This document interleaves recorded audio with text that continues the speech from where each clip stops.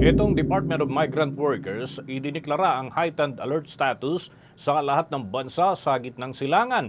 Yan ay kaugnay ng krisis ng Israel at Iran at yung voluntary repatriation bukas naman sa lahat ng mga overseas Filipino workers. Alamin natin yan sa pag-uulat ni Bombo Jaira Hangayo. Bombo Dennis, itinaas na ng Department of Migrant Workers sa Alert Level 3 ang antas na babala para sa lahat ng mga bansa sa Middle East sa gitna yan ng patuloy na tensyon sa pagitan ng Israel at Iran. Isinara na rin ang mga airspace ng Israel at Jordan upang masigurong ligtas sa mga Pilipino sa rehiyon.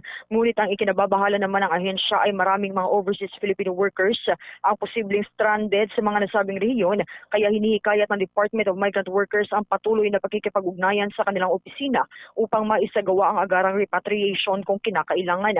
Ayon naman kay Department of Migrant Workers Undersecretary Bernard Olalia, layo na hakbang na ito na kaigtingin ang seguridad ng mga Pilipinong manggagawa sa rehiyon kasunod ng tumitinding girian at posibilidad ng mas malawak na armadong tunggalian. Narito pakinggan natin ang bahagi ng pahayag ni Department of Migrant Workers Undersecretary Bernard Olalia.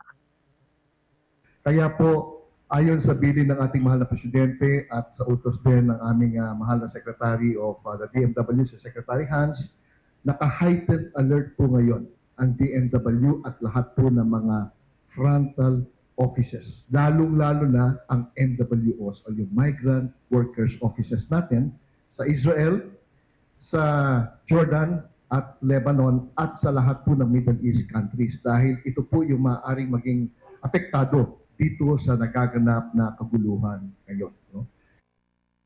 Sa ilalim ng Alert Level 3, hinihikayat ang mga overseas Filipino workers na voluntaryong lumikas habang ipinatutupad na rin ang paghihigpit sa pagpapadala ng bagong mga manggagawa sa mga apektadong lugar.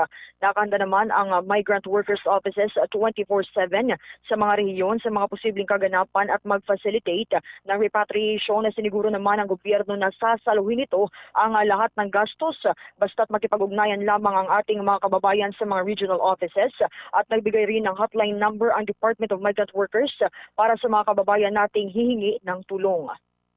Sa ngayon po, meron kaming binuksan na hotline 1348 po. Pwedeng tawan ng mga OFWs natin at ng kanilang pamilya kung nais nyong malaman, mamonitor ang sitwasyon po sa nasabing lugar at ang predicament ng inyong mga kababayan na nasa siyudad ng Israel, Tel Aviv at ng ibang karatig na bansa. No? Yung pong MWO natin ay naka-alerto na rin po. No? Plus 632-1348 kung kayo po ay nasa ibang bansa.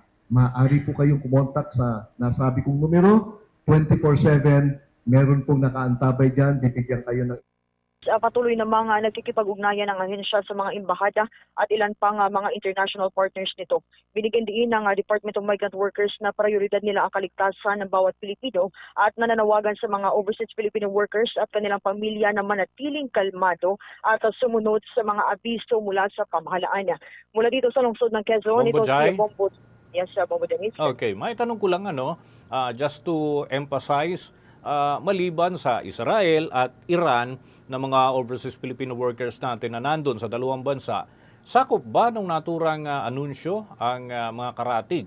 Halimbawa, yung mga malapit lamang dyan, like yung mga meron ding alerto na ibinaba para sa kanila, pwede bang magpa-repatriate sila? Baka maapektuhan naman yung kanilang employment kung sakasakali, Bombo Jaira.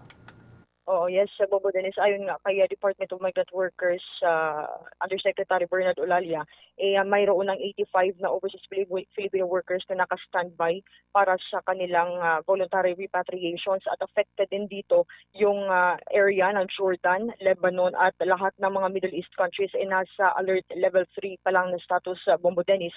Pero kung itataas ito sa Alert Level 4, magkakaroon na ng mandatory repatriation. Pero yung assurance naman galing dito sa ahensya, sila ay magbibigay ng tulong, all support, magbibigay at bibili ng ticket para dito sa ating sa ating mga overseas Filipino workers upang mapauwi nga dito sa pamahalaan. At kagaya nga nasabi natin na sarado yung airspace doon sa area ng Israel and Jordan, ay may provided na chartered plane din para sa ating mga overseas Filipino workers na gustong lumikas at bumalik dito sa ating bansa, Bombo Denise. Okay, just to clear, Bombo Jai, yung 85 na nag-signify ng kanilang kagustuhang bumalik ng ating bansa, ano ito? Hawak na ng ating embahada o ito ay, kumbaga, nag-communicate pa lang sa kanila? Paano ang handling dito? Yes, Bombo Denise, ay nag-reach out pa lang po sila itong 85 ng mga overseas Filipino workers na naka-standby upang makipag-ugnayan nga dito sa ating embahada, pati na rin sa ating ahensya dito sa Pilipinas upang makauwi. Sa ngayon, yung assurance lang na binibigay ay makakauwi nga itong 85 na mga naka-standby na gustong bumalik dito sa ating bansa, Bombo Denise. Okay, with that, maraming salamat at ingat kayo dyan.